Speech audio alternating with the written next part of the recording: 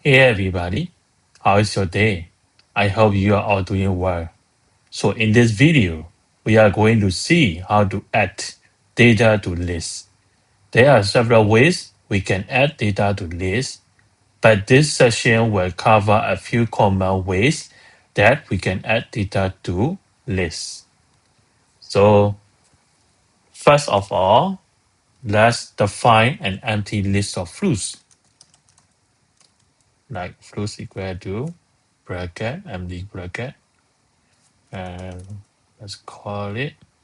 Okay, so we can use the append method to add data to fruits list. Fruits.append, and we want to add orange, and then we want to add apple, and when we print it out, it gives an orange and apple into the list. Okay, we can also use the insert, which is similar to append, but that will require an index the position. For example, insert melon.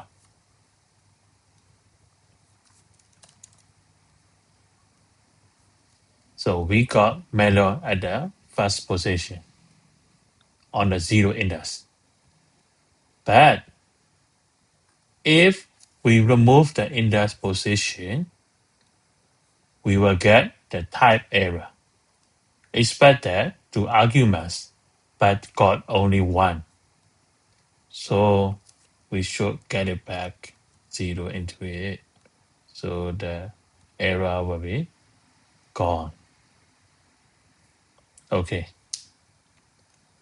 So we can add this to another one.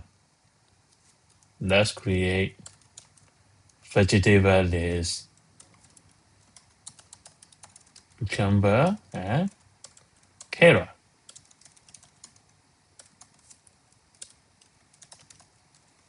We can combine the fruits and vegetable list by using the plus sign. That will combine the fruit list and vegetable list into a single list. But watch out when appending a list to an existing list. Let's say, let's copy it.